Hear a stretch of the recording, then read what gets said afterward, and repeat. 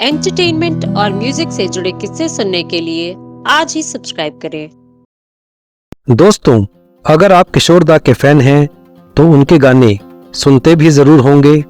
गाना नटखट हो तो मुस्कुराते होंगे, गाना फास्ट नंबर हो तो शायद थिरक भी लेते होंगे, या गाना सीरियस हो तो आंखें बंद करके यादों में खो भी जाते होंगे।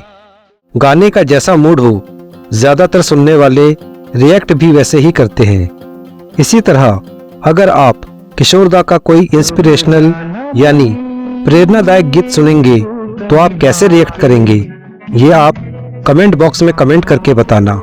मैं तो आपको किशोर दा के उस इंस्पिरेशनल गीत के बारे में बताऊंगा जिसे सुनकर एक आत्महत्या करने जा रहे शख्स ने आत्महत्या ना करके जिंदगी से मुकाबला करने और जिंदगी को जीने का फैसला लिया, जबकि वो गीत किशोर दा के लिए बना ही नहीं था। संगीतकार ने वो गीत मोहम्मद रफ़ी को ध्यान में रखकर तैयार किया था। फिर कैसे ये गीत किशोर दा के पास पहुंच गया और इतना मकबूल बन गया कि ये किसी की जिंदगी बचा ले, ये किस्सा आज मैं इस वीडियो में बताने जा रहा हूँ। नमस्कार दोस्तों, रेट्रो किशोर के मंच पर आपका स्वागत है। मैं हूँ एलन माइकल किशोर। बात है साल 1973 की। ये वो वक्त था जब किशोर दा प्लेबैक सिंगिंग के शिखर पर थे और मोहम्मद रफ़ी प्लेबैक सिंगिंग में वापसी की तैयारी कर रहे थे। ऐसे में मोहम्मद रफ़ी का हाथ थामा संगीतकार जोड़ी लक्ष्मीकांत प्यारेलाल ने।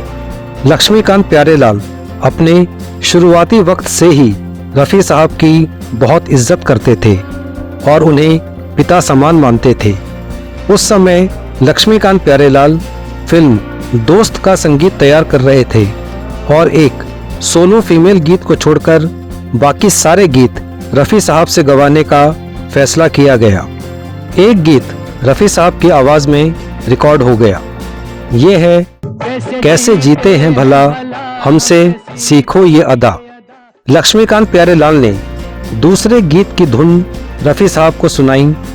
रफ़ी साहब ने धुन को सुना, गीत के बोलों को समझा, फिर लक्ष्मीकांत प्यारेलाल से कहा कि ये गीत मेरे से ज़्यादा किशोर कुमार की आवाज़ में सूट करेगा, आप ये गीत किशोर कुमार से गवाओ।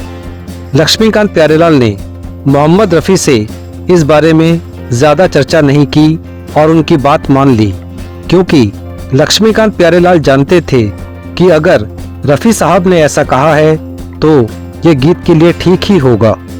दोस्तों, दुनिया किशोर रफ़ी राइवलरी की चाहे कितनी बातें करे, लेकिन हकीकत ये है कि ये दोनों महारथी एक दूसरे की बहुत इज्जत करते थे और एक दूसरे की प्रतिभा को अच्छी तरह पहचानते थे। इसीलिए रफ़ी साहब ने लक्ष्मीकांत प्यारेलाल से ये बात कही थी। ऐसा नहीं है कि इस तरह का वाकया सिर्फ रफ़ी साहब के साथ हुआ है। कुछ मौक़ों पर किशोर दा ने भी किसी गीत को गाने से मना करते हुए कहा था कि ये गीत मेरे से ज़्यादा रफ़ी साहब की आवाज़ में सूट करेगा। बहरहाल जिस गीत की बात हो रही है वो है गाड़ी बुला रही है, सीटी बजा रही है। इस गीत को रफ़ी साहब के कहने पर किशोर दा से गवाया गया। फिल्म दोस्त 12 अप्रैल 1974 में रिलीज़ हुई। इस फिल्म के एल्बम में किशोर दा का गाया ये ही इकलौता गीत है जो इस एल्बम का सबसे हिट गीत भी साबित हुआ। इस बेहद उम्दा और प्रेरणा देने वाले गीत को लिखा है आनंद बख्शी ने।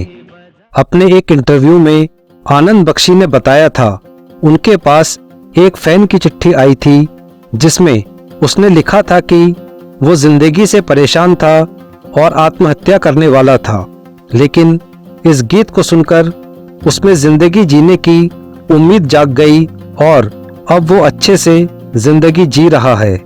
साल 1975 के फिल्म फेयर अवार्ड्स में इसी गीत के लिए किशोर दा को बेस्ट प्लेबैक सिंगर मेल का नॉमिनेशन मिला और आनंद बख्शी को इसी गीत के लिए बेस्ट लिरिसिस्ट का नॉमिनेशन मिला, लेकिन अवार्ड नहीं मिला। मगर दोस्तों, जिस गीत ने किसी इंसान की जिंदगी बचाई हो उसके लिए किसी अवार्ड की क्या अहमियत हो सकती है। आज की पेशकश में इतना ही दोस्तों। दोस्तों, वीडियो अगर पसंद आया हो तो ज़्यादा से ज़्यादा लाइक और शेयर करना। अगर आप रेट्रो किशोर चैनल पर नए हैं तो चैनल को सब्सक्राइब करके बेल आइकन को ज़रूर प्रेस कर देना ताकि आपको नई वीडियोस की नोटिफिकेशन मिलती रहे।